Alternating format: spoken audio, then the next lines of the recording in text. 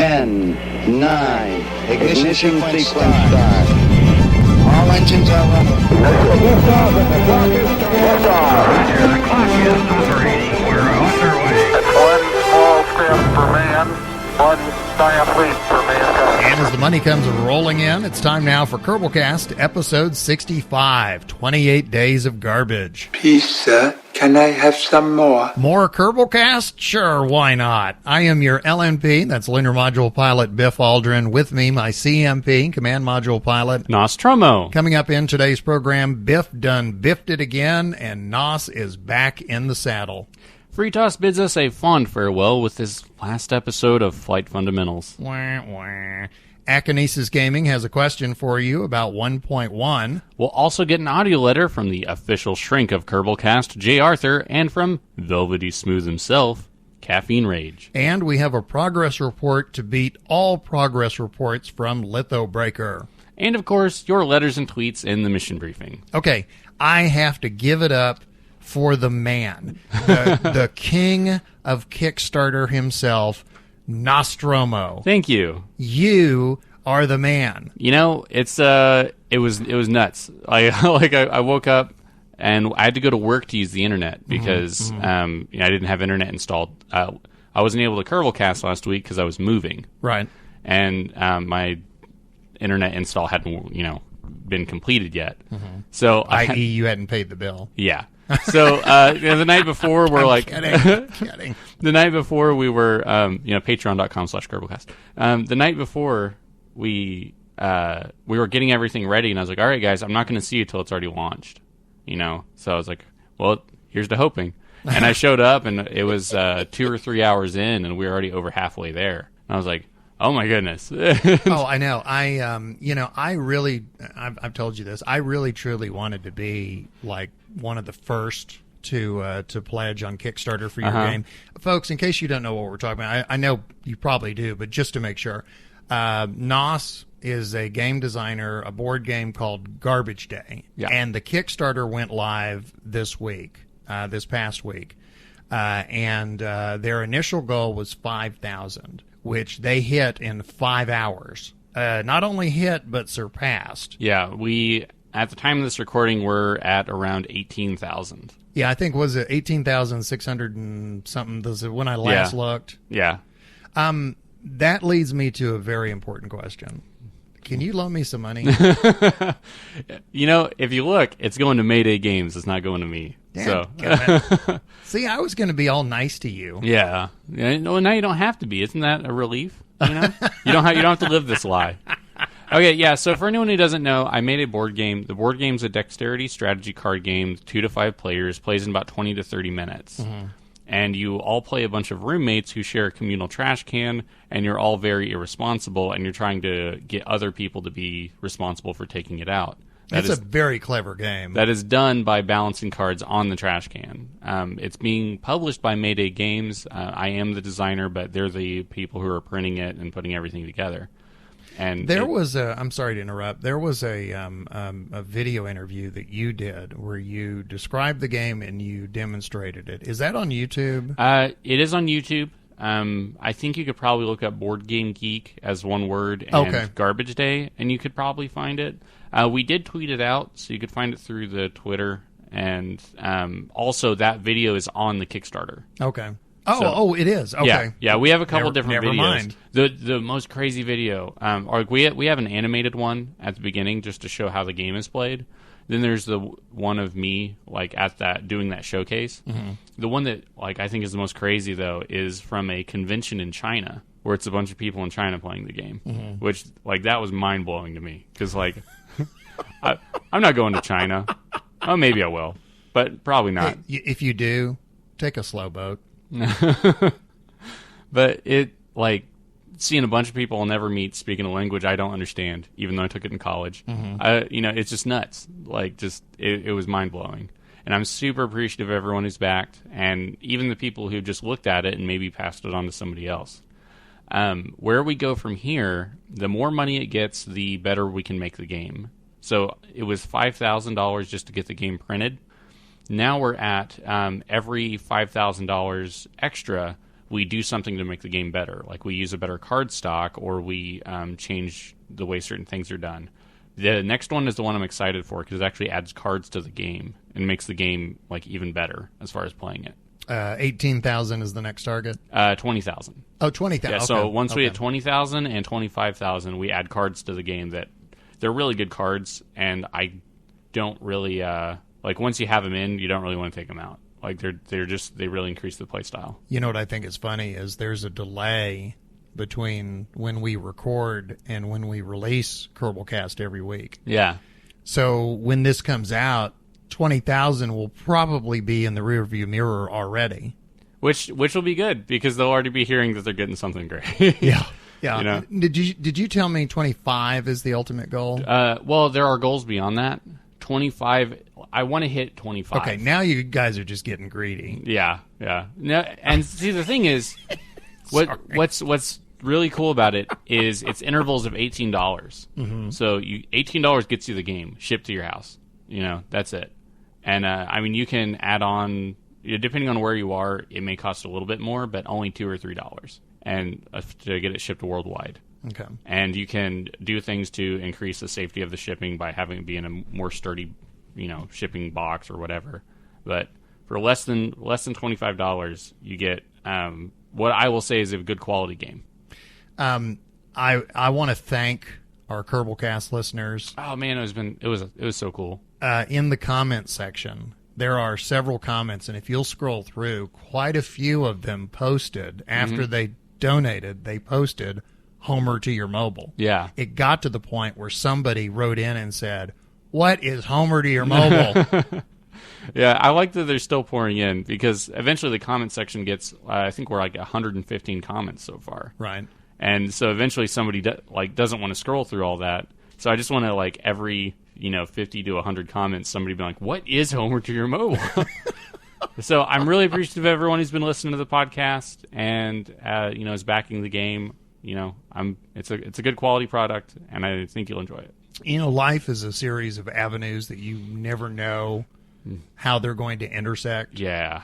When you started doing this podcast over a year ago, it probably never occurred to you that you were going to design and publish a board game and have people listening to a completely unrelated podcast help you with the completely unrelated board game. Whenever they heard oh, your podcast fans are backing, is it a board game podcast? I'm like, nope.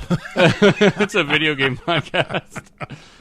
Actually, you know what? It's an everything podcast. It is. We got movie reviews, book reviews. Sometimes people are naked. Sometimes I get off into politics. I mean, I don't do it often. Yeah, I saw you on the Twitter this week. I went overboard. Yeah. And I apologize. I won't even get into it. But this particular issue, you get fired up. Got me so revved up. Yeah, you got fired up, and you got a speaker box. So you really want to vent, but. You know who I blame?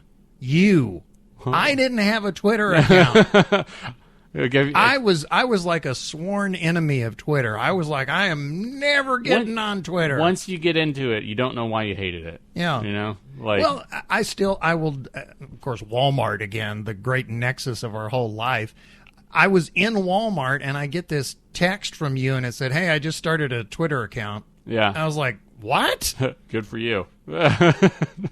I was like, Yeah, and I wasn't able to keep up with it because I had to do it through the computer, so it had passed on to your phone. Anyway, it's your fault. Oh, it totally is. It's your fault because when something revs me up, it's like Twitter. Where's that Twitter? By God, I'm gonna speak my mind. Where's my little blue soapbox? Anyway, I apologize to our Twitter followers if I occasionally get a little too high on my soapbox. But that particular issue, and it was very justified. That is a very stupid thing. Well, not to go too far into this, but I mean, you know me. I cannot stand discrimination, bigotry. I cannot stand it when people claim the right to deny rights to others. Yeah. And this one, for some reason, I don't know if I had too much coffee that day, or, this one just, whatever that little button is, it was just pushing on it. It's not often that my girlfriend doesn't get wrapped up in news stuff very often. I mean, she keeps up to date on stuff, but she doesn't get wound up, and this one really wound her up too. Okay. And I mean, it's a person who is now like the face of a lot of the issues. Bigotry. Before we go any further, because we're several minutes into the podcast and we haven't said a word about this, and I want to definitely say this.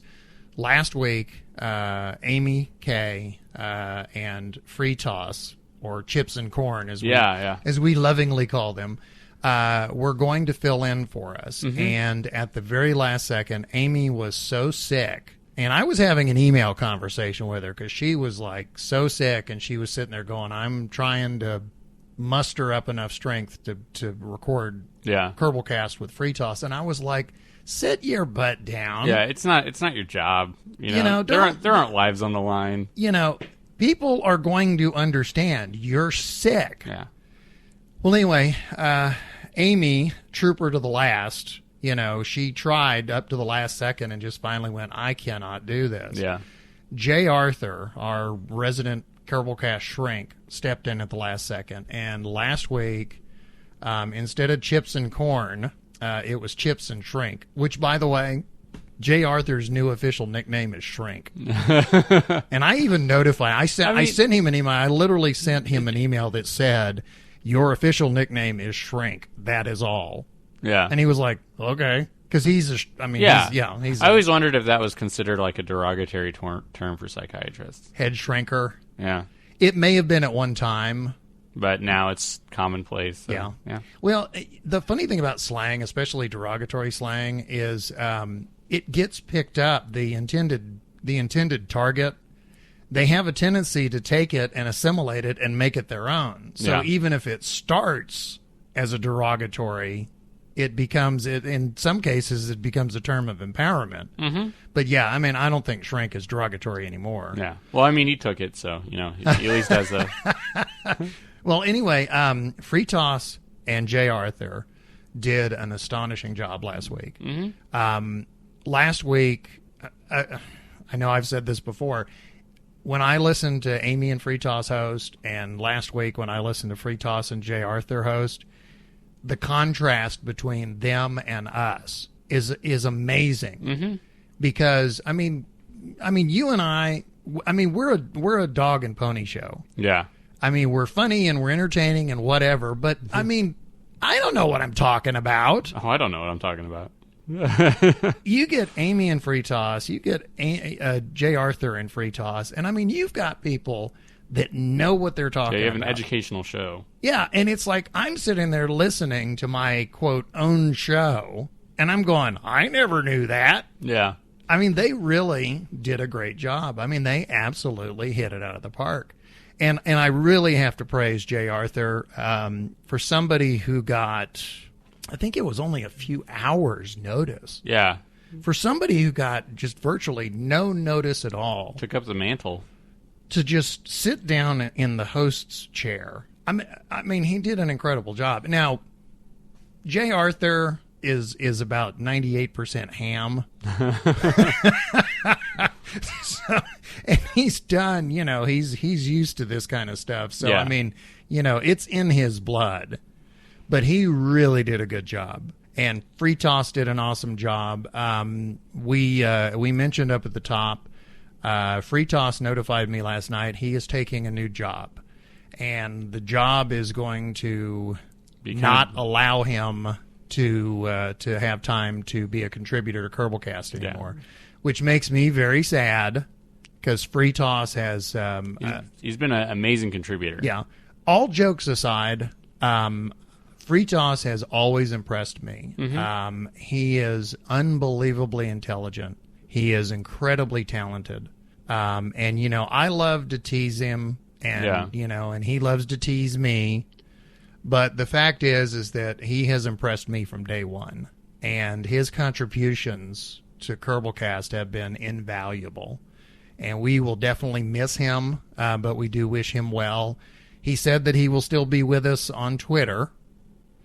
But today's the last flight fundamentals, and he doesn't have a progress report for us. Mm-hmm. Although I can do the progress report for him. Yeah. Because I get to talk about the Biff challenge. Do you want me to talk about it now? Yeah, let's go and do it now. Okay, well, everybody knows that I have been wrestling since 1.0 came out. My ability to aero brake into the Joule system has been taken away from me. Mm-hmm. And you know, I'm a dog with a bone. I cannot let it go. Yeah. So I have been trying multiple ways of finding a fuel-saving way to get back into the Joule system. And it finally occurred to me, the man who conquered Eve is the perfect guy to turn loose on this. And, of course, I'm talking Freetoss. Mm-hmm. And so I issued him a public challenge over Twitter, the Biff challenge. And the Biff challenge was he had to figure out a way to get into the Joule system using either no fuel, which was ideal, or little fuel. And he did it. And he had to do it live on Twitch. He was not allowed to do it with reverts. Now, there was a miscommunication, and the miscommunication was my fault. What I meant when I was saying ship, I meant a ship that had like Kerbals on it. Yeah, a Kerbal ship. Yeah, a Kerbal ship that, you know, you get to the Joule system and then you can go to a moon or something like that. Yeah. Well, when I issued the challenge, Freetoss thought, oh, he means get like a probe or a satellite or something, and that's what he got there. Mm-hmm. So he did the challenge, but there was a miscommunication as to what the challenge was. But Freetoss did it. Here's the thing. He never aero braked. He did it all using gravity assists and gravity brakes. Oh, okay. Which was really something to watch. Yeah. And he'll be talking about it later in the program. For his efforts, he is the proud owner of a $25 Steam gift card. Hey. Courtesy O Biff. Oh, generous Biff. Generous Biff. And I got to catcall him the whole time. I was in the chat window watching him do it. That was the other stipulation, was I had to be there. I had to watch. Yeah, you had to witness it. Yeah. So you couldn't have just like, you know, you had to witness it. So like right when he was about to land, you just like disconnect, like, oh, I didn't see it. You don't get my $25. Can I be totally honest with you? Go for it. I actually didn't see it. I was there, but I was so... I mean, Did you sandwich time him? No, I didn't sandwich time him. As usual, old Biff with his flying fingers on the keyboard, we had such a raucous conversation going in the chat window that I wasn't paying attention to what he was doing. What were you guys talking about? Yeah. Oh, well... I know it wasn't related. Well, let's see. At one point, we talked about who's your celebrity crush. Who is it?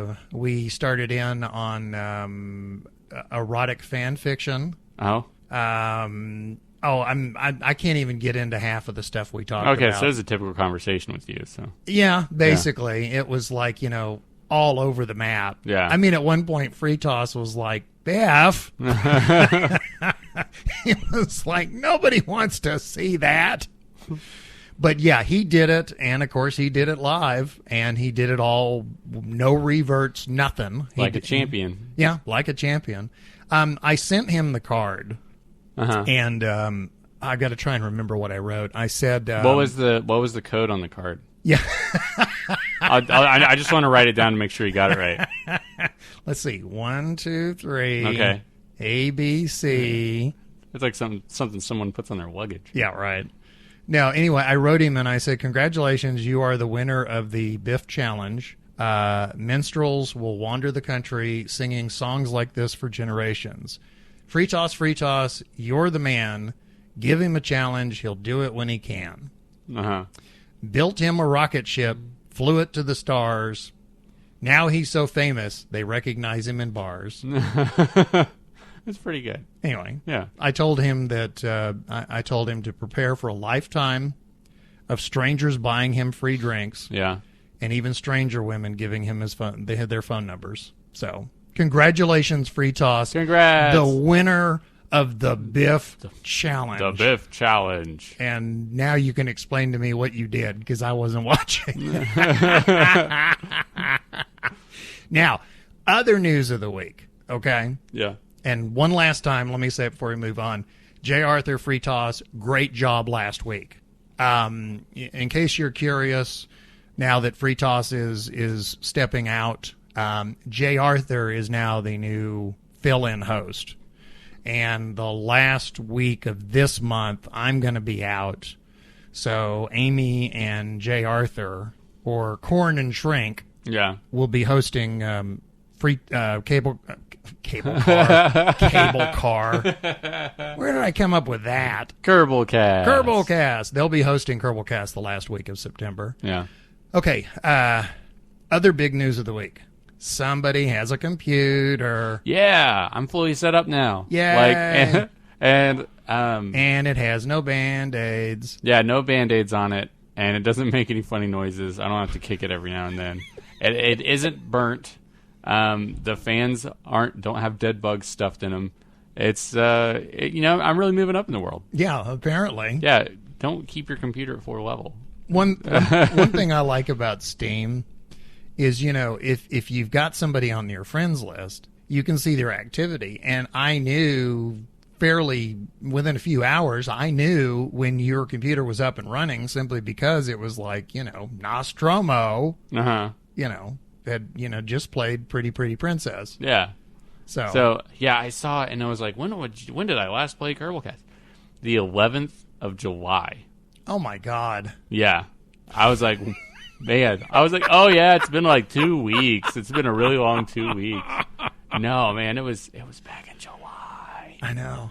That was nuts. So, seriously, Dante's Circles of Hell. Uh-huh. The one he forgot to mention was the one where your computer breaks and your entire internet is an iPhone. Yeah. And then the iPhone breaks. Oh, yeah. Yeah. Yeah, that's the next circle. and that did happen. Yeah. So I was like, hey, can somebody lend me their phone? I need to pay my bills. So, tell all. Where we left off with when we left off. I don't remember the last thing I did, but I'm just going to tell you what I did do. Okay. I don't remember where I left off. Well, remember I told you when you did this, as far as I'm concerned, this is episode 1. So yeah. So I really was like, okay, let's see where we're at.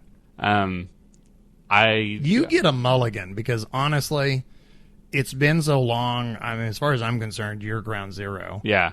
I went to the MUN to see if I could still do it. I hadn't done it yet with the new, or at least I don't think I have. I don't remember. With the new aerodynamics model. So I was like, okay, I want to build the craft that I always went to the MUN with before. And with the new aerodynamics model, I want to try to see if I can get there. I did. It's a lot harder to steer a triangular craft with the aerodynamics model. It is very, very unforgiving. Mm-hmm. So I had to waste a lot of fuel in the way I went up, because I wasn't able to turn as much. Like I wasn't able to tilt the craft without really throwing myself into some danger. And, made it to the MUN, circularized in orbit, got down, planted my flag, got back up, and ran out of fuel. And then I was down to using my RCS. Mm-hmm. Well, with the RCS, I didn't to have enough fuel to get to leave the MUN's sphere of influence. Yes. And then enter Kerbin's. I burnt some, and I still had enough that I was like, I'm pretty sure this will get me back. Mm-hmm. Except I kept getting captured by the MUN. Like, oh, yeah. Constantly getting recaptured by the MUN. Like, I was like, okay, now I'm going to... Oh, wait, no, there's a MUN capture. Okay, if I wait... Okay, there's another MUN capture. And I just kept getting grabbed by that thing. Mm-hmm. And so eventually, like, I would get out of it, and I'm like, okay, I'm pretty sure this one's clear. And then I get captured by the MUN. You know what it was? You have not played Kerbal for so long. The MUN was lonely. Mm-hmm. Yeah, it was just needy. It wouldn't let me go. And so, yeah, I kept getting recaptured, and I was like, ugh. And I finally get out. Or no, I did get out of it, but I didn't have enough fuel to get a decent aero brake or anything. So I blew that one up. That one's gone. So true Kerbal experience. Yeah. So then I got on the spaceplane hangar, and I just wanted to load up some planes just to get some fly time. Mm-hmm. And so I was flying these things around, and I wanted to take one into space, which, Oh, something easy. yeah. So I tried it in a couple different forms, and it didn't really happen. I got pretty high up, but yeah, it didn't happen. And then I saw they had the vertical takeoff and launch, or no, vertical takeoff and landing. Sorry, Yeah, the VTOL. Yeah, the VTOL loaded, and I was trying to steer that thing, and I was like, "This thing sucks. It doesn't do anything." And I'm like, I'm going to go to the next stage just for funsies. And it drops the buoys, it drops the weights, Right. And so then I'm like, oh, and the thing did a complete flip and just smashed into the ground. I'm like, oh, okay, I see what they were going for, and that's kind of smart. So funny.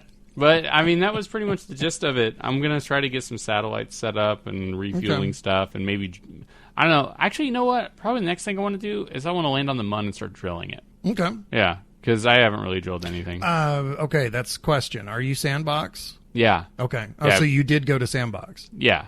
Because Okay. when we last, the last time, whenever we did the transition, you did Career, I did Sandbox. I didn't even really get any time in Sandbox before my computer died.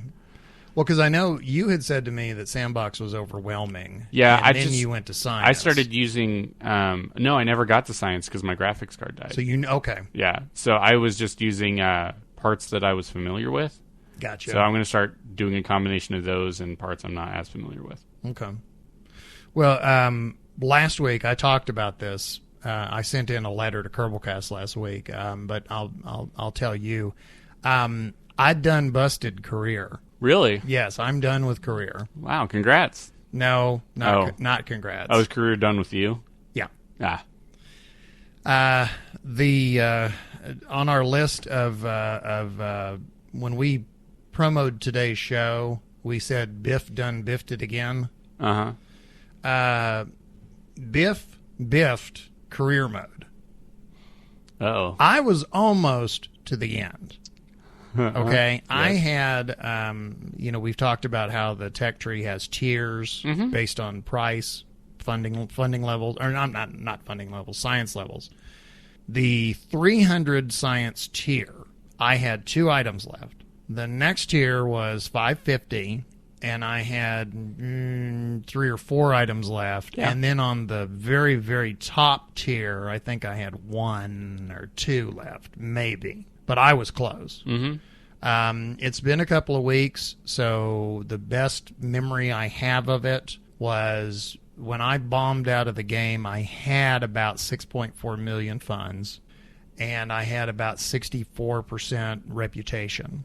And what had happened was I was experiencing problems where the minute I would jettison my fairings, which were covering the craft as I accelerated through the atmosphere, once I got into space, I would jettison my fairings. Well, the decoupler holding the stages together, the instant the fairings disappeared, the decoupler would superheat and explode. Really? Yeah, I mean, it was almost like the minute the tiniest bit of sunshine touched it, it just exploded.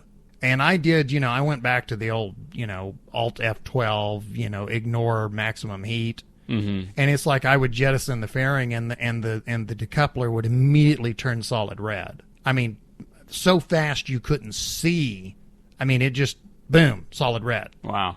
And I know I had heard some talk that people were having heating issues, heating bugs. Yeah. And I had heard some talk that some of that was related possibly or exacerbated by FAR, which is what I was using. So, and I'm not going to recount the entire story because I talked about this last time, but I uninstalled FAR, but I didn't uninstall it properly. Oh, no. I only uninstalled about half of it. Because FAR is one of the most mods. You just copy the mod folder into game data, and there it is. It's like Kerbal Engineer, for example. You unzip it, and then you literally just copy it into the game data folder, and there it is. Yeah. FAR, on the other hand, you have to copy in a couple of other things, and I didn't get rid of the couple of other things. I just got rid of the game folder. So it was still running some of FAR just not all of far. And as a result, I suddenly had parachutes that didn't work and all kinds of fun things. Mm-hmm. And so I copied my save files, completely wiped the game, reinstalled it, copied my save files back in, and somewhere something went goofy, because when I went to the tech tree, you know how there's a giant window where the tech tree is and you can scroll through it? Yeah. Well, that entire window was completely empty. The window was there, but it was completely empty. There was no tech tree at all. Ugh. And then when I went to the VAB, there were no parts. I mean, the VAB literally had no parts. Had a closeout sale where you're gone. Apparently. Yeah. Everything must go. And when I loaded a pre-saved ship that I had constructed, I could not edit it. I couldn't select any of the parts. I couldn't do anything. So basically, somewhere between uninstalling and reinstalling and copying old saves in, something got goofy, and anyway, that ended my career. Yeah. So That stinks. what I ended up having to do, because obviously I couldn't use my old saves anymore, what I ended up having to do was I completely wiped out my install of Kerbal and then reinstalled it, and it's been buzzing perfectly ever since. Okay. But since I was so close to being done with career, and I had told you, when I finished career, I was going back to sandbox. Yeah. So, I mean, I got real close.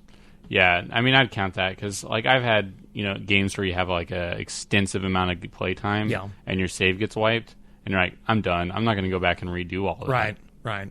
Well, it's like if you've ever played an RPG and suddenly you get bounced. But, you've spent hours and hours and hours, upgrading your smithing skills and shooting boars in the forest and, doing all kinds of stuff. And then all of a sudden it's a week ago on your save because you lost all your progress. A lot of people at that point just go, that's it. Okay. So I'm not doing the grind again. Quick aside, I had Final Fantasy VIII that I borrowed off of a friend, back in, like, middle school. Right. So I played through it, and I mean that's whenever you could put a ton of hours into those RPGs. You probably still can. I'm not really in that field anymore. Right. So I pump like 70 hours into it, and I'm on disc 3 of 4. And I get to this one point, and the next time I get on, there had been a lightning storm since then, and my save file got corrupted. Then that was like 72 hours into the game.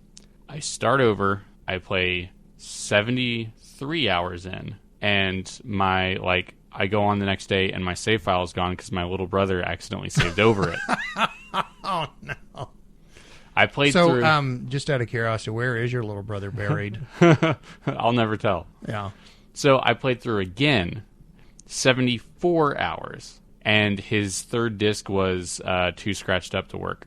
I have a solution. You should only play 69 hours. Yeah. Because apparently anything over 70 is a problem. See, the thing is, if I would have gotten that first save, if I would have played for maybe another hour or something, I would have found that out. But I didn't. The first one, lightning storm. Second one, little brother. Third one, that's, whenever I'd already put like over 200 hours into this game that does not deserve that. It was good, but it doesn't deserve to have 200 straight hours of the same stuff done. Kerbal's unique in this regard, at least it is for me, because I don't run into this. I can completely start over Kerbal and have no problem whatsoever starting from ground zero. Well, you don't have, unless you're restarting career, like you could, if you're restarting sandbox, you don't have to go to the MUN again. No, but part of the reason that I don't really have a lot of progress to talk about is when I did a complete reinstall, a lot of what I have been doing has been going into the VAB and rebuilding ships that I had. Yeah, that's the main thing you lose progress-wise. Yeah. Everything else is like you don't have to beat this boss to go to the next level. Right. You can go to wherever you want. And once you're in career, then you will go there just to get the resources. I know somebody will say, well, you could copy, even if you don't copy your save files, you can copy your craft files in. Yeah.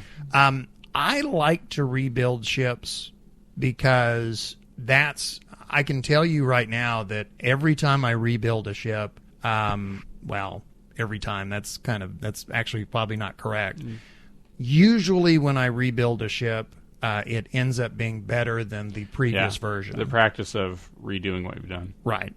I was going through Twitter because I have posted in the past when I've done missions, but especially when I was doing the grand tour of the system, I would post progress pictures, and all of that was pre-career. I had never played career at that point, and I went back and I was looking at pictures of ships that I had been building, I don't know, 6 months ago, whatever. And I'm looking at them now, and I'm thinking, those things are gigantic. Yeah. And I'm looking at them going, why was I building these massive ships? I was building, it was like everything I did was like, I'm going to go to the mine? Fine. I'm building the Battlestar Galactica. Yeah. 20 Roco Max. Yeah.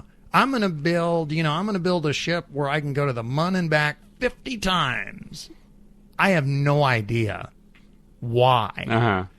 Career taught me to be a much more efficient player. I can take anywhere I go now, I typically go with the smallest, most efficient ship possible. That being said, I do need to make a comment. Every time, you remember the good old days when you and I couldn't make a Kerbalcast some week, so we would just skip that week? Yeah. And now we have people that come in and co-host? Have you noticed that every time we have a co-host, every single one of them starts ganging up on Biff? That's how our audience has been. Well, I mean, you sit there all cute and cuddly, and everybody loves you. I'm adorable. I know. And everybody just rips on Biff. Hey, I'm the one that came up with the idea of the podcast. I'm the one that does the production and all. And it's like, I have a quote. I have an audio quote, okay? And even though he's correct, or at least was correct at one time, because this is no longer true, this is Freetoss describing my ships. Fat and huge and unnecessary. Fat, and then J. Arthur says, well, he's just reflecting himself in real life. Oh no! I know. That's just cruel. Oh, it's cruel. It's like Amy beats up on me. J. Arthur beats up on me. It's like, it's like, wow. Remember the good old days when it's just, and meanwhile everybody's, we love Nos. Yeah, I'm great. Fat and huge and unnecessary. Thanks a lot, Freetoss. Dadgummit. I mean, he is correct. I even looked, like I said, I was looking at old screenshots going, these things are massive. Somebody went into one of my old screenshots and said, was this a Munlander? And it was massive. It had Roco Max things on it and all that stuff. And I said, yeah, it's kind of like looking at an old school photo. You're like, what was I thinking? Yeah. It's like, why is my hair like that? Well, I was looking at one of the pictures I was looking at when I went to, I think it was Elu. I was looking at the ship that I used to land. And I mean, the ship is bigger than the lander itself is bigger than most ships that I take off the launch pad now. Yeah. So that's a call to arms, everybody, on the Kerbalcast Twitter. Tweet your most embarrassing successful ship. The most embarrassing thing that ever succeeded for you. Go through those old screenshots and find it. And give Biff some love, for God's sakes. This beating up on Biff stuff. You take it easy on the guy. Just take it easy. I mean, I know Nos is adorable. Yeah, I am. And I know Nos has money now. Yeah, sort of. Kind of. Yeah, a little bit. A little bit. Not really. Actually, none so far. I mean, are you still going to talk to us when you're a famous game designer mogul? I'll talk at you.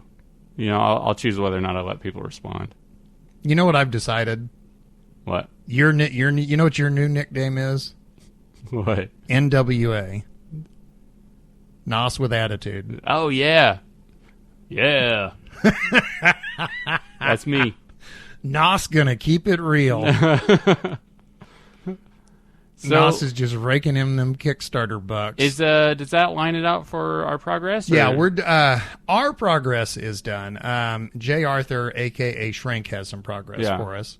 Maybe some fat, huge, and unnecessary progress. No, that was mine. Okay, here's J. Arthur. Howdy, y'all. J. Arthur coming to you this week from bright and sunny downtown Austin, Texas. If you remember on the last Kerbalcast that I was on, yay, I mentioned that I was going to be going to a conference this week, and here I am. Just like I said on last week's episode, I did not have time to put together a mining tutorial, but I did bring my stuff to record you guys my usual audio letter / progress report. I want to start off by saying that I had a blast recording last week with Freetoss. I will do it anytime in the future with him or any of the other hosts on the show. I've enjoyed all the positive reception and feedback I got from you guys. And I've probably listened to that episode 4 or 5 times. The first time was for my own, just enjoying the episode I was on. And every time after that, I keep listening to it, critiquing myself. Not in like a harsh way, but just like, oh yeah, I could do that better. So, I had a blast. It was a good learning experience, and I look forward to doing it again. I'll let you guys in on a little secret. Biff told me he wanted me to come back on. So, I'll be back. As for progress this week, between the time of recording on Tuesday, the episode, and the time of recording this on Friday night, since I left for the conference on Thursday, I had 24-ish hours to play. I spent a couple of hours building planes. I have moved more from biplanes to World War II replicas, which is a lot of fun. They are a lot faster and more maneuverable at speed than the biplanes are, but they're more difficult to land. They're much more like a traditional, or I say a traditional, much more like a modern jet plane with higher landing and takeoff speeds, and they're more prone to coming apart if you don't build them properly. I think I'm going to start doing replicas soon too. That's kind of Freetoss's thing right now, but he's been doing more modern planes, and I'm going to hit the classic stuff, like the P-51 Mustang, or like a B-25 Mitchell, and so on and so forth. I might do that on my streams, which Monday, if you follow me on Twitter, I know this episode will come out after Monday, but if you follow me on Twitter, I've started posting today that I had plans change. And so Monday, the 7th, will be J. Arthur's first stream. As I go through the weekend, I'll be posting more stuff on Twitter as to what exactly my Twitch name is and all of that stuff. And Monday, I'll have to make sure that I get everything finished, completely set up. But I'm real close to having it ready, and I just decided since my plans got changed, I was going to go ahead and just have fun with it and go with it. It might be a very Kerbal stream, and everything could go wrong. Who knows? Come find out. I'm also really excited this week that I got a couple responses to hashtag KerbalcastMP. Looks like I'm going to be playing World of Warships with you guys sometime this coming week. If you missed me talk about it during last episode, what I said was that I was going to start posting every week the games that I was playing for the week using the hashtag KerbalcastMP for multiplayer so that we can all get together and we can continue to grow as a community. I really look forward to seeing you guys and spending time hanging out together. One final note is that I saw something, a Reddit post today that was talking about, I believe it was PC Gamer's latest ranking of greatest games of all time, and Kerbalcast came in at number 17. Woo! Go us! Granted, these rankings are almost entirely opinion-based, and while a lot of people's opinions line up, there's a lot of very differing opinions in the comments for the article. But the fact that Kerbalcast, a game which is less than 5 years old, is on their radar just is amazing to me, because if you go look at the list, most of the games are classic titles. There's not a ton of games that are newer than 10 years old in there. There's a few, for sure, but most of them are at the bottom, around the 100 to 75 mark. And the fact that KSP is in the top 20 is really amazing to me, because, really, it only lost to games of the caliber of, like, Half-Life 2, one of the biggest PC games ever that set the trend for a lot of the market. So, congratulations to Squad. And I think, in part, congratulations to us for being the community that brought so much awareness and light to this game and how wonderful it is. Since I won't be speaking to you guys later in the program, I'll speak to you next time. J. Arthur, signing off. All right, thank you, J. Arthur. I should mention that letter He recorded and sent it in to us before Freetoss let me know about the new job and everything. So Yeah. yeah, we're definitely going to be hearing a lot from him because he's about to become a permanent fill-in host. Uh-huh. So anyway, last week, the Kerbal in the Wild story that he told me just blew my mind. He was at his doctor's office, and the doctor said, do you play a game? You know, this is going to be a weird question, but do you play a game called Kerbal Space Program? And he goes, yeah. And he goes, I listen to your podcast. That's an interesting one. That is amazing. Yeah. That has never happened to me. Yeah. Although, can I say, in all honesty, I hope that particular thing never happens to me. I'm over 50, and about once a year or so, they have to do a prostate check. Yeah. And my luck is, right when the guy's lubing up his finger, that's when he's going to go, oh, by the way, Yeah. do you do a podcast? And bend over. I worked with a news anchor, and he said that happened to him. So he's like bent over, and he's like, "Are you so and so?" He's like, "Yeah, I watch you every morning." And then the rubber glove snaps. He's like, "You're gonna have a weird thing to tell your friends." Yeah, you have that to look forward to. There's the lovely feeling of being bent over an examining room table with your pants down around your ankle. Yeah. You know, this is not a joke. You get to a point where when you like get a new doctor or whatever, the first thing you do is you look at the size of his fingers. Yeah. I'm not kidding. So anyway, you have an absolutely grossed out look on your face. I think it's hilarious.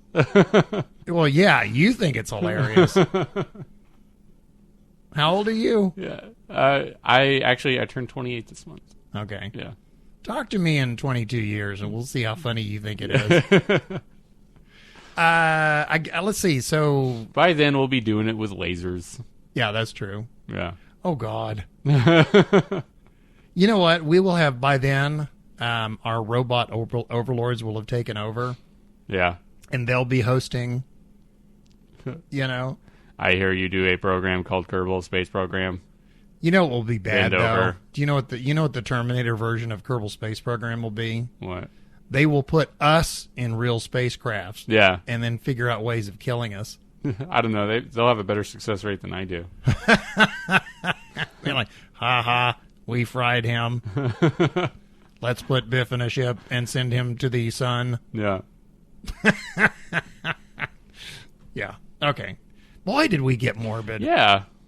Well, you know what? We got more. We went from gross to morbid. Okay, well, that's a good transition. Okay, well, I'll tell you what. Here's my suggestion. Let's go from gross to morbid to mission briefing. Let's do it. First stage expended. Second stage. The mission briefing. And that means your letters and tweets. And our first one comes to us, first letter, I should say, comes to us from Ghost Shark 20, who Nos knows personally. Yeah, he was one of the guys at Gen Con. He was the one who dressed up like a Vault Hunter. That's still the idea that he had a working PDA. Yeah, and he gave me a Nuka-Cola, and I'm still glowing from it. Well, it'll save on the electricity bill. Yeah. Especially late at night when you're reading in bed. You don't need to turn on the You don't need to turn on the light. This is a long letter, so Nos and I have decided to break it up. First paragraph is mine. Hey, Biff, Nos, Chips, Corn, and any others that might be fortunate or unfortunate enough to be hosting next episode.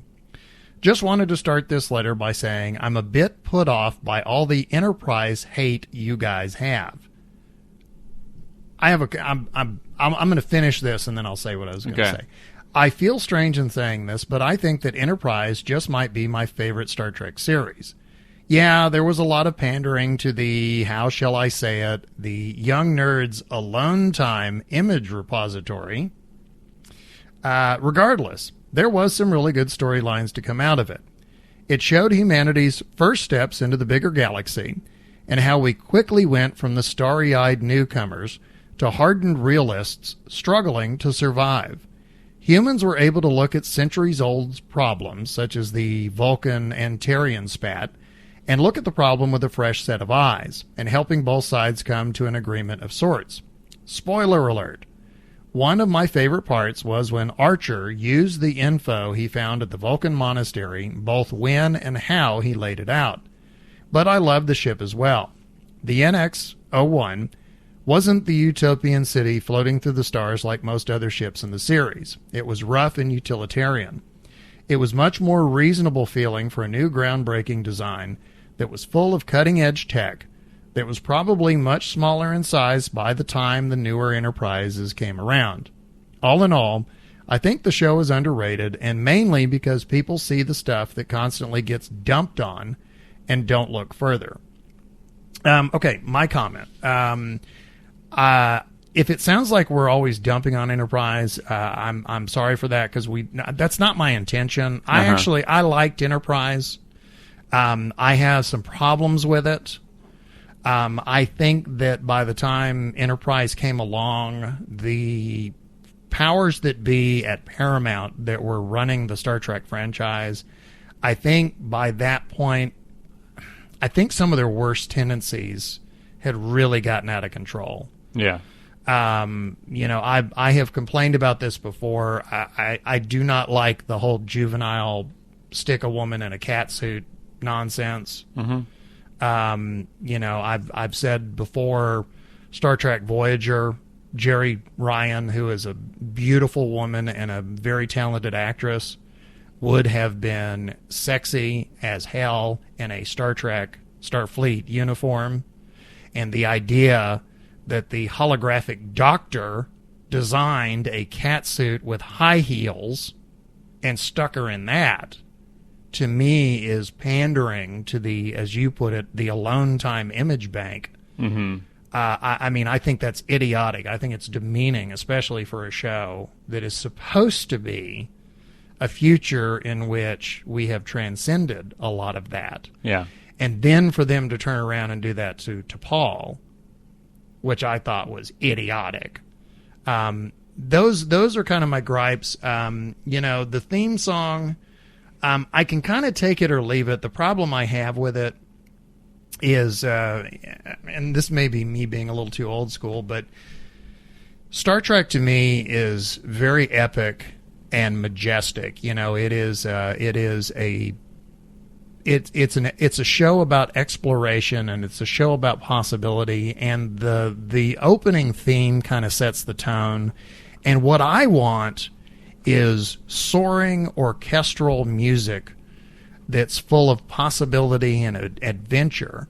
What we get instead is kind of this soft rock kind of thing, and the problem I have with that, and I'll use a Star Wars analogy, and hopefully the universe won't fracture because I'm talking Star Wars and Star Trek in the same breath. At the time the original Star Wars was being made, there was pressure put on George Lucas to make the score more contemporary, to make it more of a kind of a disco funkified sound. And he insisted, no, I'm going with an orchestral John Williams score. That was a brilliant move on George Lucas's part, because one of the things that has not dated the original Star Wars is its soundtrack. Mm-hmm. How many movies from the 60s do you watch now that had a contemporary soundtrack and you just sit there and howl? Because the hippie five are all banging away on sitars and. Yeah, you watch Event Horizon, and Event Horizon, you're like, oh, sci-fi stuff. The moment it ends, it goes into this like techno song. Yeah. And you're like, what? What? Yeah. So that's my one. That's the reason that I have a little difficulty with the opening theme. Again, I don't think it's a show killer. I think it was a decision that could have been better. Bad first impression. I think Enterprise, if Paramount had stuck with it, because by the 4th season, Enterprise was really starting to find its feet. And I think they really should have let it continue. Which is how a lot of Star Trek series have been. Yeah. Deep Space Nine was like that. I was just going to say, to me, Deep Space Nine got better the minute Paramount started ignoring it. Mm-hmm. Because at first it was like, we have Star Trek The Next Generation and it's a ratings juggernaut. Now we've got Deep Space Nine and it's not. Oh, let's tinker and let's this and let's that. And then finally it was like, you know what? Just give us 7 seasons. And, well, the minute Paramount stopped paying attention to them, that's when DS9 got better. Yeah. The minute the creative element had more of a say, that's when that show got better. And I've said this before, but when they finally figured out, unlike other Star Trek, where we go to the story, the original couple of seasons for DS9 was every week they tried to bring the story to them. Yeah. Which just doesn't work because that turns into Guest in the Week. Finally, they figured out, hey, the story's right here. Why do we keep going somewhere else? The story's right here. There's all this conflict and drama right here. So anyway, I apologize if we sound like we're dogging on Enterprise. It's basically because there's a couple of things. I feel like there's a couple of things that I think they could have done better. Yeah. There are some things that they definitely should not have done to Paul. And she was a good actress and she's a good character. But good Lord. Mm-hmm. Okay. The costume and the gel goo and come on. We're not 13. Yeah. All of us. But I do think Enterprise found its feet by the 4th season. And that was your opinion on Enterprise. Do you have anything? No, I never watched it. So Are you serious? Yeah, I never watched it. Did you watch Voyager? No. Deep Space Nine, Next Generation, and some an episode here and there, the original. Oh, really? Yeah. Okay. It's funny. The whole time I was talking, I kept thinking, why is Nos not chiming in? Yeah, because I don't know what you're talking about. All right, go back to the letter. Anyway, that's my thoughts. I do not. I do not. I don't mean to dog on Enterprise. Yeah. So go Shark 20. Back to your letter. Okay, digressions aside, on to my progress report. I'm actually surprised I'm up and running on KSP as fast as I am. It's been several months since I did anything in the game, so I figured I'd be spending another week or so getting stuff tweaked and balanced. I was amazed that I was able to get a stable modded install up and going within a few days. 2, actually. The first, and the one I plan on using the most, is my colonization build. I'll go over the mods I used in my audio letters, as many as I've got. It should take a while. To summarize, though, I've managed to put just the right amount of stuff in to give me what I wanted to do without bloating my memory usage so much that I crash every hour or two. Yeah, that's a good balance. Yeah. You think? I get an hour or two of game time. That is the thing that I'm looking forward to most out of 1.1.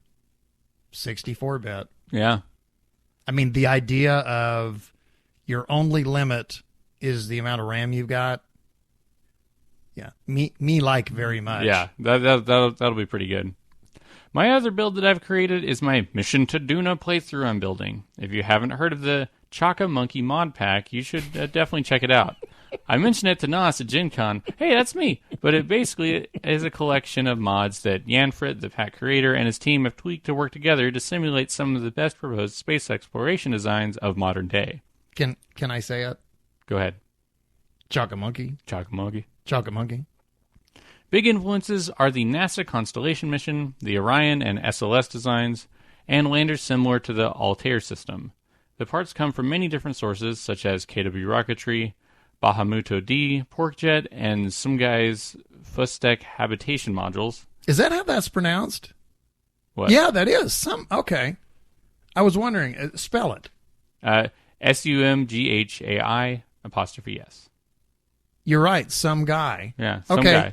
Oh, that's okay. And Alex I wondered how that was pronounced. And Sorry. Alex Susta's incredible Alcor capsule, different from the Falcor capsule, which has a good amount of hair. But all the parts have been rescaled and rebalanced to be comparable in size and scope to the real-life designs they were based off of. Since I'm primarily using the Chaka parts to get to Duna and not many other part kits, Chaka Khan. I was able to add a few more beautification mods to make the trip all the more worthwhile. Most notably, the Eve and Better Clouds mods, along with distant objects, hot rockets, and better emissives. Hot pockets. But I plan on seeing if Scatterer will work on my computer. Last time I tried, it didn't go so well, but it was a much older version of Scatterer, so we'll see. One other visual mod I'll note is the Cool Rockets mod. It adds particle effects to engines and tanks to simulate gas bleed-off and cryogenic effects before ignition, and frost and ice chunks shaking off the tanks right at liftoff. I may have to go deep into the code to see if I could write a module manager config, as it's an older mod and doesn't seem to be widely known. Not many mod authors added support for Cool Rockets into their parts. This is a little bit of an aside, but anytime you see footage of the Saturn V rocket taking off, have you noticed how somebody always asks what all that white stuff is falling off the rocket? It's ice, condensation from the but everybody's always going, what's that? Yeah. I always feel like telling them, oh, that's the rocket falling apart, just to really make it bad. Okay, here's the rest of it. Again, a letter from Ghost Shark 20. I guess I better wrap it up. Before I do, I had one more thing to cover, and it's kind of a plea to the listening audience for help. I've been trying to figure out which way I want to go with my colonization mission. I keep bouncing between full career or science or sandbox. My goal is to create more of a narrative story out of the game, almost like a continuing novel, with plenty of screenshots to back up the story. As such, I plan on taking a few liberties on gameplay, like using HyperEdit on occasion to clean up satellite orbits, and a few other things that would become mundane to keep harping on throughout the story. I keep coming back to the idea of having a career save without having to worry about science or a sandbox mode where I just start with small-scale missions and make them larger as I go on. I've learned to appreciate the part count limit in early career, though, as I tend to overbuild sometimes and like having that limit to keep me grounded a bit. Right now, I think my biggest question is it possible to turn on Kerbal Experience in sandbox mode? I'm thinking if I could at least do that, then that would offset the lack of science and funding with the benefit of all the parts available to me, and still having a reason to get my Kerbals out and doing stuff besides the reasoning of just because. Happy Kerbaling, Ghost Shark 20. Do you want to weigh in here? Because you've kind of done, well, actually I've done them all too, but it's funny because usually I would always go, I'm sandbox, but I've done them all now. I've done all the modes. Do you have any thoughts here? I mean, if he really wants to make sure, if you were to build a narrative based off of the game that you're playing, career is going to give you a lot of material to work with, but a lot of restriction on how far the advancement of that narrative goes. Science or sandbox is really going to give it to you. Yeah. I'm trying to remember though. Science doesn't put a part limit on you, does it? No, I don't think so. Yeah. So if there's a way to quote turn on that feature, I would love to hear it from the audience. You could just do career mode and start yourself off with a lot, like, because you can adjust things. Just start yourself off with more funds than normal. One trick I figured out in career, and I think this is available to you later in the game. You have to have the experience to be able to do it. But as you advance as a career player, a lot of contracts start popping up that have no expiration date at all. Mm-hmm. Explore Pole, Explore Tylo, whatever. The nice thing about those is that they give you money, but they never give you a deadline. So if you get further into the game and you start hurting for cash, you can go in and start accepting the contracts that have no deadlines, and it'll give you a quick infusion of funding. Yeah. So, I sound like I'm the only person that figured that out. No, it gives you that startup money.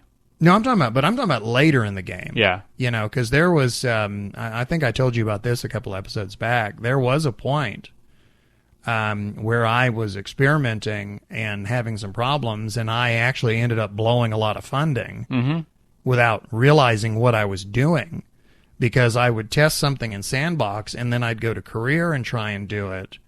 And because of some different variable or something, the same thing that I had done in Sandbox wouldn't work in Career. Yeah. And so suddenly I was out funding. And I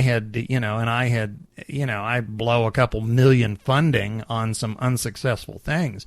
Well, if I got to a point where I needed funding, I could go and just start accepting a bunch of never expire contracts. And it gives you an infusion of cash. Yeah, So- see, I was doing ones that did have a time limit and just hoping I'd make the money in time to cancel it out. I was like, I'll have to pay that one off in a few years. Right. Yeah. Anyway, that was my trick. Folks, if you have any advice for Ghost Shark 20, please write in and let us know. Just kind of summarize. He's wanting to do like a colonization mission type gameplay with something of a narrative. And he's trying to figure out the best way to do it. If there is not a way to turn on a part limit in the game, my suggestion there is just willpower. Yeah. Because even back when I was building the gigantic, huge rockets. Fat and huge and unnecessary. Yeah, thanks, Freetoss. Even back when I was doing that, I did try and set a part limit on myself. And if you have the willpower, you can set your own part limit and just not allow yourself to go over it. So yeah. Again, thank you very much. That letter from Ghost Shark 20. I have a feeling I know somebody who might be able to answer this question, and his name is Akinesis Gaming. Hey Biff, hey Nos, Akinesis Gaming here, and I'm back with another audio letter. Apologies for not sending one recently, but I'm about to move to another country, and that's kind of taking priority over everything at the moment. This is also quite sad because it means we're closing up our Boosters and Space Tape KSP podcast during my move. None of my co-hosts want to go anywhere near audio editing software, and I don't blame them. So we've just decided to close out the series, or season for you Americans. We'll be back soon with new content and even sound effects and jingles, but the strain is now on you guys to be the only show to deliver utterly top-notch and totally thoroughly entertaining Kerbal podcasting to the KSP community. This also means I won't be streaming on my Twitch channel either, and I will really miss that more personal interaction with the wonderful KSP community. But I hope to be able to upload videos to my YouTube channel, so being able to continue with one of the three is better than none of the three. This means I will be relying on your show to keep me updated on everything KSP. No pressure. I come to you this week with a question rather than an attempt of an answer. With 1.1 just around the corner and the glorious flood of content that has been revealed to us, I want to know what you guys are looking forward to most. Is it 64-bit and what this means for the future of KSP? The engines and Mark 1's spaceplane parts? Contextual contracts? Antenna diversity, or localization, which allows KSP to be ported to other consoles. For me personally, I'm hyped for 64-bit. As Max Map said, they had the game running at 9GB and it was purring like a kitten. My Twitch stream save file is on the threshold of memory due to my mods, and my game has a tendency to crash. But I don't want to remove any, as I have the game almost where I want it. But 64-bit will allow me to take the game to new levels without the frustration of memory caps. It will become a whole new game for me. My CPUs won't know what hit them. So I'm interested on your thoughts on all this. And that's it from me. Keep up the great work, chaps. Much love as always. Cheerio, ta-ta, goodbye. Okay, I have a question for myself. What's that? How the hell did I ever confuse him for being Australian? I'm not sure. Especially with the Chip and Purio and yeah. All right, Aki. I mean seriously, he did. I mean, about the only thing missing from that list was fish and chips. I want to say my condolences on having to move. Oh yeah, moving sucks. I just did it last weekend. I'm already fully unpacked though, right? Which is like impressive, seeing as how I don't think I ever unpacked from my last move. Oh, I have a question for Akinesis Gaming, too. What? Well, he asked us for top-notch podcasting. When did we ever do that? Yeah, I don't think he knows this very well. I answered his question previously without realizing it, but 64-bit is what I'm looking forward to. Yeah, that'd be pretty cool. You know, parts, I get, whenever Squad does their pre-release stuff and they show us parts pictures, I always look at the parts and I always think that looks cool, but I don't get jazzed about new parts until I actually have them. Mm-hmm. Because sometimes new parts look great, and then when you actually go to use them, it's just not... Yeah, you got something that can do it better. It just doesn't fit with your aesthetic. And then sometimes a part comes along and you think, my God, how could I possibly have played this game without it? Yeah. Consoles, I'm tickled to death it's coming to consoles. I think, again, the bigger the audience this game can have. Yeah, I think that's going to be really cool, all the influx of new people, My only caveat, as long as Squad keeps the focus on the PC. Which they said they will. They're having a third party do the console stuff. Yeah, if they consoleize the PC version of it, I'm not going to be pleased. No, I doubt they will. But I don't think they're going to do that. Yeah. So anyway, Akinesis Gaming, thank you so much for the letter. I know that you've got your hands full, but it's always nice that you contribute. Yeah. So thank you very much. What do we have next? Next one comes from Zero Gravitas. Hi, Biff, Nos, Corn, Chips, or whoever else is running the podcast today. Long-time listener, first-time emailer. I really enjoy your podcast and caught up with episodes only 2 behind at the moment. I'm writing to respond to a question Caffeine Rage put out regarding improving mission control. I think it would be amazing if there was a way to set up a flight plan after accepting a mission, but before launching a craft. This would let you plan an ascent path, orbital transfers, and set up maneuver nodes, possibly in the tracking station. I imagine this would use something like Kerbal Alarm Clock, but with more details to include the flight path as well as just the nodes. When you go to fly your craft, it could generate a type of rewardless contract that just listed the key points in your mission. Fly vertically 1 kilometer, pitch over 5 degrees per 1 kilometer, reach apoapsis 80 kilometers, circularize, and so on. A pop-up mission controller message, similar to the tutorial pop-up, could appear before each maneuver, as well as whenever you're deviating from your pre-planned course, within margins, to enable you to correct your flight before catastrophe. You know what that sounds like? Have you ever driven with the GPS? Yeah. Recalculating. And you know how you miss a turn and then it's like, yeah, recalculating. Yeah. What I like about this idea is that it wouldn't take away any of the player's choice or provide an autopilot or hand-holding tutorial. Rather, it just gives the player the chance to plan a mission themselves. Of course, there would be no obligation to use the system. Like all the best KSP features, it would be optional. Anyway, just my thoughts. What do you think? Homer Interior Mobile, Gravitas. By the way, I know sometimes like hearing people's progress in the game. Mine is that I've started playing with Real Solar System, Realism Overhaul, as well as many other mods. If you feel like you've got to grips with the game and want that feeling back of the initial days of struggling to make it to orbit, then I can't recommend enough giving this a try. I'm playing career in hard mode with TAC life support, remote tech, and the other usual kettlewell mode mods that I'm having a great time with. Rockets need to be huge to make orbit, engines have limited ignitions, and some need a lot in order to start. The Space Center is not on the equator, so orbits will be more difficult to line up, and there's a lot of stuff to learn. Anyway, thanks for the great podcast. Are you sure Amy didn't write that last part? And may have. With that list of difficulties added on? Yeah. What do you think about the mission control thing? First off, if you want to follow any of his journeys, it's at Zero Gravitas KSC on Twitter. What do you think about the mission control? Because that's... Yeah, I mean, that could work. I mean, it's just like non-intrusive, but still something to interact with. That's very similar to what I've talked about before, the ability to plan out your flight path before you ever leave the ground. Yeah.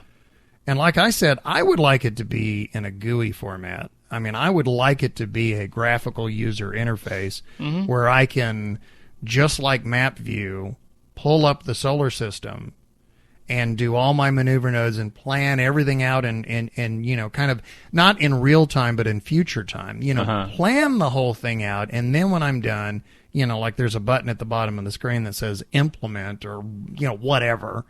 And then follow my mission. I would love to be able to do something like that, to tie this to real world events. The New Horizons space probe. I mean, they sat down, and I realize they're a lot smarter than I'll ever be. Yeah. But I mean, they sat down and they calculated exactly where Jupiter was going to be so they could get their speed boost and where Pluto was going to be. And I mean, you know, they were able to completely plan out that 10-year voyage well ahead of time. And then they implemented each step of it along the way. And I would love to have something like that in KSP. If it is a multiplayer, all-knowing, all-seeing mission controller who's doing it for you, then that's a pass. Well, no, I'm just saying if in I could see it where they would split it, where like a multiplayer would have somebody who was literally doing that. And guiding you on things, then you have a pilot. But I mean, my preference would be a single player where you could actually plot everything out. Mm-hmm. Have you noticed there's a lot of discussion lately about upgrading mission control to where it's more functional? Yeah, it was Caffeine Rage kind of started the discussion, and it kind of took off from there. And actually, speaking of Caffeine Rage, we have an audio letter from him here in a second. You had something else you wanted to say, so I'm giving it back to you. I saw the look on your face. You're like, oh, you missed out. So what did you have to say? Well, the only point that I was going to make, he talked about not having the Space Center on the equator. Yeah. I would be very much against that. That's one of those. I mean, you can go back all the way to Jules Verne and From the Earth to the Moon. I mean, even then they recognize the importance of putting your space stations on the equator. Mm-hmm. Or your launch locations on the equator. And that's one thing I hope, I don't ever want to be launching from somewhere else. Yeah, like from one of the poles or something. So anyway, I'm sorry. I didn't mean to make a face. It was, You took my segue. Into Caffeine Rage. I took the wind out of your sails. Yeah. You took my segue into Caffeine Rage and his audio letter on paid content and Drez's rings. Greetings, guys. Caffeine Rage here. Well, that is, of course, assuming Wilson allows it. The idea of paid updates was brought up, and it's a subject that is interesting and one I wanted to weigh in on. I'm not sure if I support the idea of paid updates. Yes, I know this makes me sound like an incredible cheapskate, which is what I likely am. Let's just be frank there, but it's just so tiresome to be nickel and dimed in gaming. I just don't want to see Kerbal Space Program pick that up. And no, I'm not going to say Squad would do that, but the possibility lies there, and it just makes me so gun-shy about paid updates that just can't support it. That's not to say I'm against any paid content, of course. There is some that I support the idea of. One being expansion packs. What would the difference between an expansion pack and an update be? Quite simply, size.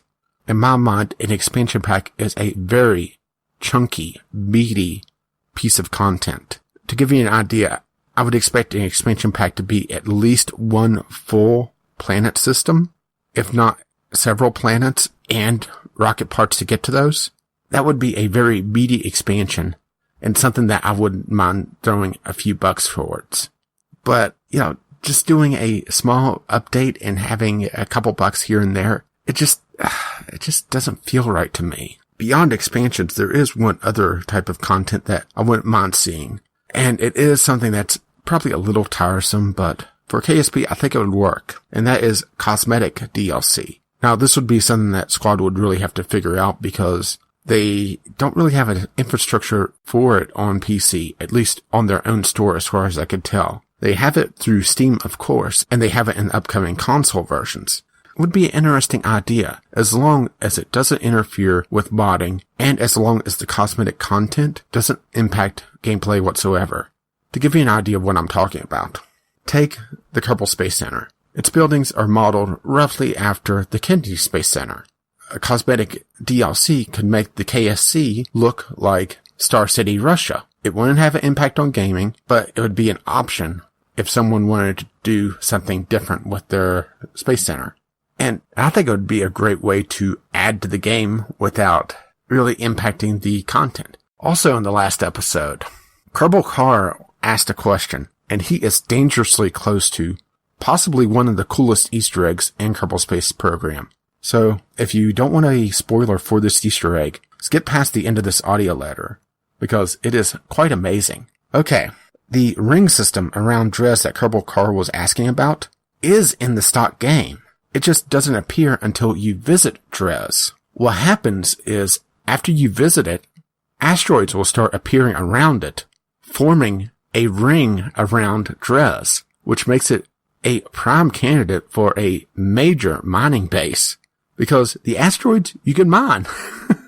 It is a very, very cool Easter egg, and one that probably Kerbal Carr has figured out by the time he's listening to this, assuming he isn't skipping ahead, of course, but I thought it was something that you guys might be interested in. And, well, that's pretty much it for this time around. I'll talk to you next time, I hope. Yeah, it's the paid updates thing. I don't know. They already have my money. Yeah. And, I mean, I could see, like, expansion add-ons. Like, if, I don't know. Somebody who doesn't want multiplayer wouldn't pay for it. Right. But we were kind of already under the assumption that we were going to get it without having to pay for it. Mm-hmm. So, I don't know. If they said features in the future, like if they said, oh, for this much money you can get another solar system, I think that's okay. Yeah. I'm on the fence a little bit. I mean, I can understand. And by the way, Caffeine Rage, thank you for the letter. And I talked to him on Steam the other day. I enjoyed talking to you. The thing that I don't like, and he's absolutely right, I understand that game development is very expensive, and I know game companies have got to make money, but some of them really go to absurd extremes with paid content. Mm-hmm. I mean, as Caffeine Rage said, if you're going to do paid content, don't do paid content that alters the game. Yeah. Don't give me a broken game and then go, oh, you want it to work? Here's some paid content that you have to have. Yeah. No, I don't mind once the game itself is quote unquote finished. Once the game is in its as final as it's going to get or close to. Once, because Squad, and they've said this. They've said that they have a master plan, and I mean once they hit, I think when they did 1.1, I think they said we have now implemented everything in the game we intended to. Yeah. Once they get it to the state that they want it to be, after that, if they want to start doing expansions, I wouldn't mind paying for something like that. But I mean, if you're going to give me, elements of the game that should be in there in the first place and then try and charge me for it, no, I'm not going to be happy about that. To me, if it is enough content to make it a separate game, then I will pay for it. Right. Exactly. This is kind of where I'm at. Well, I'm spitballing on this. I mean, but the thought that popped into my head, one thing that I have really wished for a long time that they would add to the game, and if they want to make this additional content, charge me $5 for it or whatever. I really want a gas giant with a ring system. Mm-hmm. That's the jewel, not the jewel. The Kerbal system is lacking a Saturn analog. Yeah. And that may be because rendering the rings themselves might be difficult.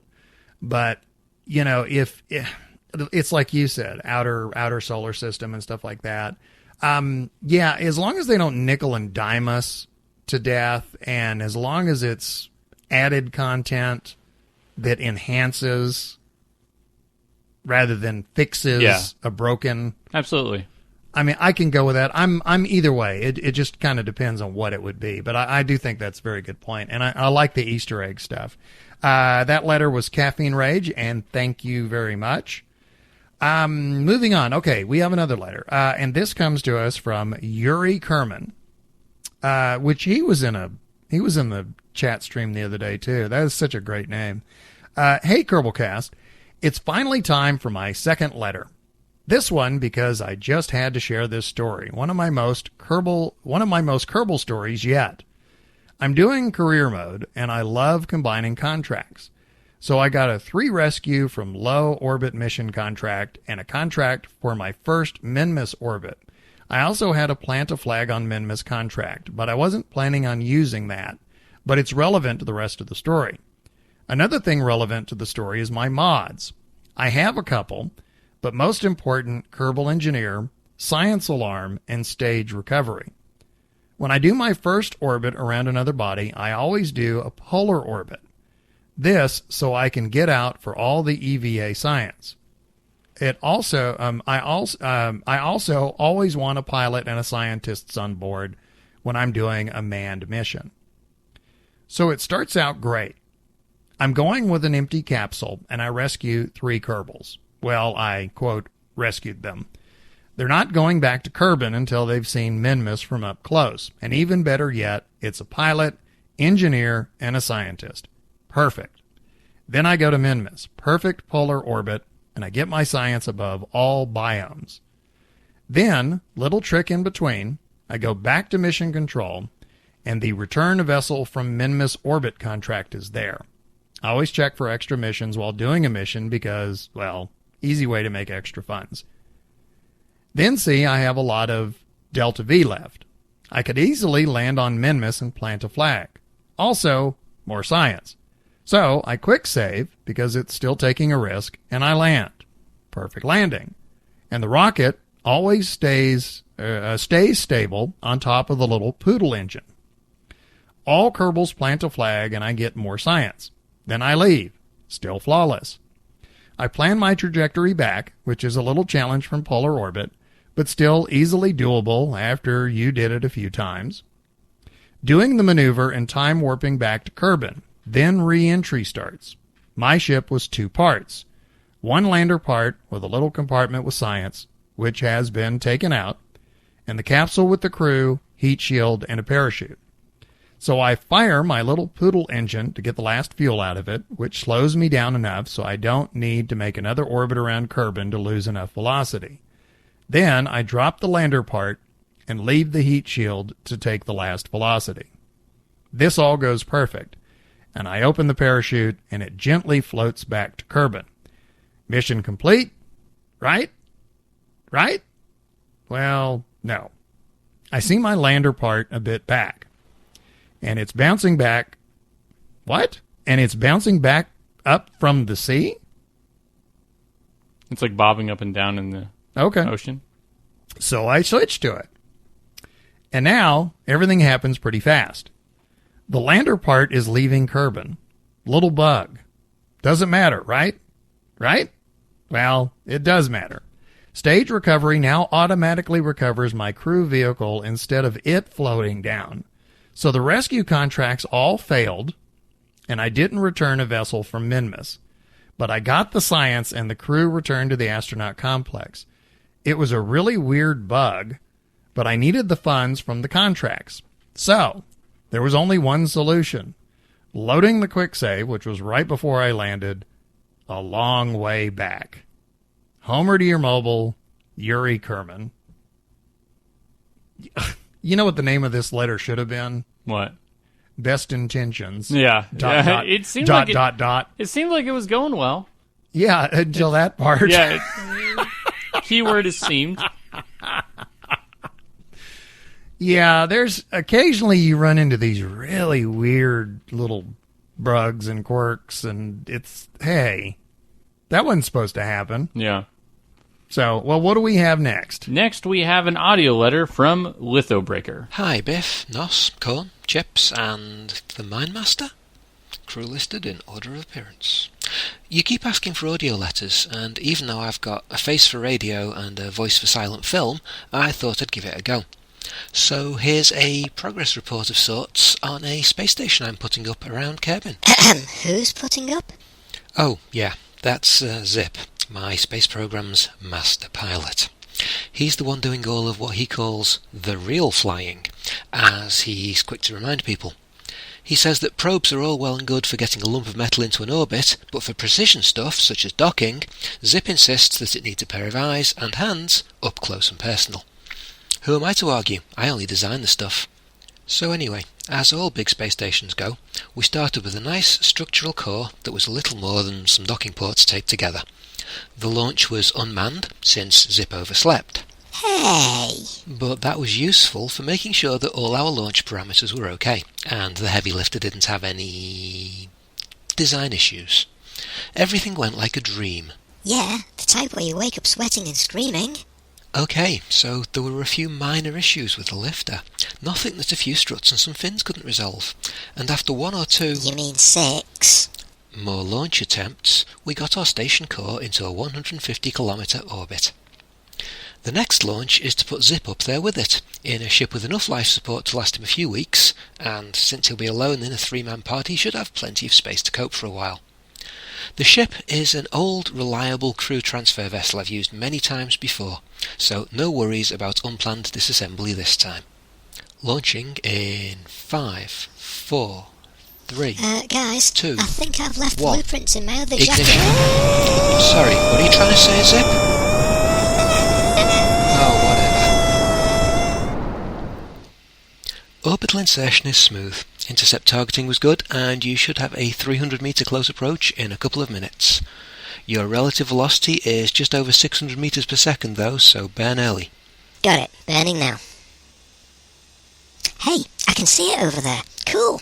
Hey, someone's left the final stage booster attached. What idiot forgot to deorbit that? You're supposed to top off your fuel tanks after you dock, then send it back down. It was all in the mission briefing. Yeah, I remember. Anyway, too busy to discuss it now. Time to dock. Let me get my docking playlist up on my K-Pod. Up a bit, up a bit, up a bit, up a bit. Quit, quit, quit. Down a bit, down a bit, down a bit. And we're docked. Tanks are full. Old booster is away. Turning to retrograde. And burning. So, when are you going to send me some more modules for this thing? Next launch is all the habitation array parts. You're getting your cabin view cupola, the main living quarters, and that inflatable hab bubble that Bill wanted you to test out. And the tugboat, yeah? You haven't forgotten to pack my tugboat. Of course not, Zip. Your orbital precision flight module is right in the middle of the habitation stack, all ready for use. Tugboat, yay! In fact, we're launching it right now. Could you throw in a copy of the station blueprints? Never mind. Another good orbital insertion. That probe core technology that you don't trust has delivered your habitation modules and the OPDM Tugboat! to a parking orbit 265 metres from you. The insertion stage is decoupled and has cleared the area. You're good to go on your EVA. You don't need to tell me twice. Tug, tug, tug, tug, tug, tug, tug, tug, tug, tug, tug, tug, tugboat. Right, I'm in. All tugboat RCS is online. Where do you want this thing parked? Just follow the blueprints. Everything is precisely laid out so all the modules are easily accessible and nothing fouls any deployable parts on anything else. Yeah, about that. I think I might have slightly left my copy of the plans in my other jacket. And that would be your jacket down here on Kerbin? Yes? Oh, right then. First you need to dock the main habitation module onto the primary ventral docking port on the port side. The primary ventilated what now? Say again, Zip. Never mind. I got it. I think. Up a bit, up a bit, up a bit. Module docked. Tugboat away. Next in the stack is the cupola. That goes on... Oh, I remember this one. The cupola looks down on Kerbin, so I can see my house when I fly over. Yeah, the primary down docking port on the port side. Up a bit, up a bit, up a bit. Next. Fantastic. That means that there's just the inflatable habitat bubble left to dock. Now, it's really important that you flip this one end over end before you did remember to flip it so that the inflatable was away from the station on the far end of the crew tube? Since it will obstruct access to other ports if you didn't. Oh, that sounds important. Let's go with yes. Okay then, I guess you're done. You can relax for a while until we can launch another module up to you. Snacks? Already? You should have supplies for almost 6 weeks up there. I got hungry during the launch. They're running a bit low. Okay. I'll send up a cargo ATV next. Power would be nice too. Power? But you have a ton of battery capacity and the solar panels on your CTV. This K-Pod doesn't charge itself, you know. Why did I listen when you said this needed to be a manned station? I never get this trouble with probe cores. Oh, and another thing... No, enough. Tell me next time. I'm signing off now before everyone at Kerbalcast gets bored of us. Oh, all right. Well, in that case, bye everyone, and home to your mobile. What he said. Fly safe, and if you can't fly safe, F5. Oh my god, that was hilarious. Yeah, that's a good letter. Lithobreaker, trust me, we would never get bored with that one. Do you know what I was thinking about the entire time? What? It was probably the one time that we've done Kerbalcast out of all of them where I was thinking, I wish this was a video. You know why? Because in my mind, I was seeing hand puppets. Oh, yeah. Like all these little hand puppets and, you know. A little puppet play going on. It's okay. It's all right. Lithobreaker, thank you. That was an absolutely awesome letter, and I would strongly encourage you to send in more. That was really good. Yeah. Thank you. You know, while I was thanking him for that incredible letter, I was also, because I can multitask. I have been known to multitask. As I was praising Lithobreaker, I was looking at my wrist, where I do not have a watch, and I was thinking to myself, I wonder what time it is. It's time for the tweets. Tweets. Time for the tweets. Unknown Spaceman. Surface scans have detected a new Kerbal knot due for EVA March 2016. I think I can already see the jetpack. Did you see that? Yeah, it was an ultrasound. So, hey, congrats for having a new little addition to your Kerbal family. From experience, speaking from experience, I would like to say two things. Congratulations and condolences. Say goodbye to your free time. Nice life. Spotted some Kerbals in the wild. Asteroids Crash Course Astronomy number 20. That's the name of a YouTube video, so go check it out. Yeah, it's Phil Plait, the science editor for Slate. Yeah. Lithobreaker, you can't honestly be telling us you've never seen Badger before. Do you know the story behind this? They posted... Well, okay. Yeah. Amy, at the end of the last episode... Talking about the Space Badgers. Well, no, Jay Arthur, there was a break because Freetoss got a phone call. But the recorder was still going, and so Jay Arthur is sitting there into a live microphone that was still recording, not realizing it, and he starts, like, singing. And one of the things he started singing was Badger, Badger, Badger. Yeah. So they tweeted it out. And I wake up the next morning, and I'm, scrolling through the tweets, and it's, Badger, Badger, Badger. And I was like, okay, so I hit the link, and, I'm barely awake anyway. And all of a sudden I get that. And I was like, what did I just see? So anyway, that's what you can't honestly tell us. Caffeine Rage. I think I broke Amy. That sounds bad. Yeah, Jay Arthur. We can fix her. Build her better, faster, stronger. We have the technology. Lithobreaker, Nas, I think you're going to need a bigger stretch goal. Caffeine Rage, I felt a great disturbance in the Force, as if millions of credit cards suddenly cried out in terror and were suddenly swiped. And that's in reference to Force Friday, where all the Star Wars stuff got released. Have you been to look yet? No, not really. Seriously, as soon as we're done? I just moved, so I've gotten rid of a bunch of stuff, so I don't really want to get more stuff yet. Okay. Since you did the whole thing with the coconut and got a coconut for free, yeah, I dare you to go to the store with a handful of Star Wars swag, and when the register, when the person behind the register rings you up, wave your hand and go, "You don't need to pay for this." Yeah. Oriole Font. 2 days ago, I started to talk about podcasting with a friend. Are you spying on us with that name of the episode?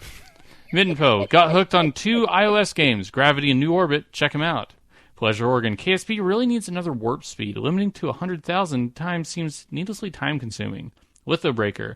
What software do you guys and your contributors use to record and, more importantly, edit your podcasts and audio letters? We use Audacity. Thomas Behrens, in most videos I saw, people use lathes instead of Joule because the atmosphere is a lot less dense. Yeah, but from experience, I can tell you when you're coming in from a transfer orbit, you're still going too fast, and it's just as bad. Oh, that reminds me. To answer a question that I tossed out a couple episodes back, do you remember I was talking about stacking heat shields? Yeah. Doesn't work. Okay. Here's why. If you're going to aero brake, because you remember I was saying Joule's atmosphere is 200,000 meters, and I was finding that I could go to about 195.5 with the big heat shield. I had done a series of decouplers where there were more heat shields under it. Mm-hmm. Well, what I have discovered is that you cannot eject a heat shield while you're aero braking because it automatically blows up your ship. Mm-hmm. 195.5 is the lowest you can go around Joule and still have a heat shield left. Yeah. So when you can eject the heat shield once you're out of the atmosphere and you're not aero braking, but you cannot eject it while you're aero braking. So anyway, the answer, because I was wondering if multiple heat shields and ejections would allow me to get deeper into the atmosphere. Mm-hmm. The answer is no, because if you could eject the heat shield, yes. Yeah. But you can't. The minute you eject the heat shield, the other one doesn't automatically take over. The whole craft just blows up. So, and that's probably more of a KSP thing, than a real world thing. Yeah. But anyway, so now that I'm looking at my watch, which again I'm still not wearing, I am wondering, what time isn't it? It's not time for the tweets. Tweets. Not time for the tweets. Final stage expended. Freetoss, it's been really good. And we understand that life sometimes gets in the way. And sometimes you gotta let go. But don't let go too fast. Because, we're currently in orbit and, the EVA, you may end up spiraling. But we'll be back to rescue you. We'll see you again. That's the most beautiful thing I've ever heard. So it's not goodbye. See you later. I need a hug. No. Greetings, Kerbonauts. Freetoss here with episode 21 of Freetoss Flight Fundamentals. Last week, I explained the basics of getting the most out of aircraft control surfaces, flaps, and spoilers. I also said that this week was going to be about satellite networks. Well, I lied. Because of Biff's challenge, this week I'll be explaining how gravity assists work. It's been a running Kerbalcast theme for the past few weeks that aero braking around Joule has become almost impossible after 1.0 due to the high speeds and intense heat. But there is still a way to get captured by Joule after transferring from Kerbin using very little delta V, and that's by using a gravity assist. By passing close to one or more of Joule's moons, they can steal enough energy to slow you down, relative to Joule, and allow the green giant to capture you into an elliptical orbit. But how does this work? Depending on how you encounter a celestial body, you can either steal some of its energy to speed you up, or dump energy into it to slow you down. All bodies in the Kerbal system, and most in real life, orbit their parent counterclockwise. If your craft passes behind the body being used, the spacecraft gets pulled along the direction of the body's orbit, gaining energy. If it passes in front of the body, it gets pulled backward in the opposite direction of the body's motion and loses energy. A gravity assist can be used to aid on most maneuvers that cross the orbit of a celestial body. Unfortunately, they require careful planning and/or a bit of luck, since one or more celestial bodies need to be properly positioned to get the most gain for the least amount of fuel. In my opinion, there are only two types of gravity assists that beginners can use to practice on with some reliability. The first is using the MUN when leaving Kerbin's sphere of influence on the way to another planet. When your transfer window opens, make your maneuver node for a Hohmann transfer to your target body. Usually, This transfer burn will not take you through the Mun's sphere of influence. If the Mun is close, however, wait for it to orbit into the trajectory your maneuver node predicts before you execute the node. If you can manipulate your maneuver node so that you pass as close as you can behind the Mun, the closer the better, you should get a boost that will hopefully save you a few hundred meters per second of delta V during your transfer to, say, Duna. The second is a bit trickier, but, in my opinion, is almost essential now, and that's to use a gravity assist around one of Jool's moons to replace an aero brake for Julian capture after a transfer from Kerbin. Biff, this is where I'm going to give you step-by-step instructions, so pay attention. Number 1. From low Kerbin orbit, set up and execute a Hohmann transfer from Kerbin to Jool. As usual, try to put your Jool periapse on the far side of Jool from the Sun, such that you're orbiting counterclockwise. Also, try to meet Jool in the same plane as its moons. Focus your view on Jool when setting up and executing this maneuver, so that you can see exactly where your periapse is relative to Jool. Number 2. After escaping Kerbin's sphere of influence, set up a new maneuver node. The mod Precise node will help you with this, since there will be a lot of fine adjustments. Make small adjustments to your orbit in the prograde or radial directions to try and encounter one of Jool's moons. This will be the trickiest part, since you can't control exactly where the moons will be when you encounter Jool. A Lathe or Tylo encounter will work best, but Val might work as well. Bop and Paul are too small to use for a gravity assist. Number 3. Once you have an encounter with one of Jool's moons, say Lathe, adjust the maneuver node very carefully. I'm talking fractions of a meter per second of delta V, assuming you just left Kerbin's sphere of influence. Focus view on Lathe to see where your periapse will be relative to the moon. Number 4. Adjust your orbit so that the maneuver node has your ship pass in front of Lathe as closely as possible. Just remember to keep your Lathe periapse above its atmosphere. Use Precise node to increase the number of sphere of influence transitions the patched conics will show. If done correctly, your maneuver node should now display a captured elliptical orbit around Jool after executing this maneuver. Number 5. If you think your maneuver is set up correctly, but it doesn't show an elliptical orbit around Jool, zoom out to see what your orbit around the Sun looks like. If, after Jool escape, your periapse is higher than Kerbin's orbit, that's a good sign. It means you're passing by Jool in the correct direction. If your apoapse is much higher than that of Jool, try moving your orbit to the other side of Lathe, or whatever other moon that you're using for your gravity assist. If you're having trouble, just keep making adjustments and see what happens. The closer your solar orbit is to matching Jool's, the better. Like all things in KSP, this part takes practice and some amount of intuition. Keep at it. Number 6. Execute the maneuver, and make any course corrections as needed to keep yourself within the prediction. When I tried this, I was able to gravity brake around Jool using Lathe for about 50 meters per second beyond what was needed to get a Jool encounter.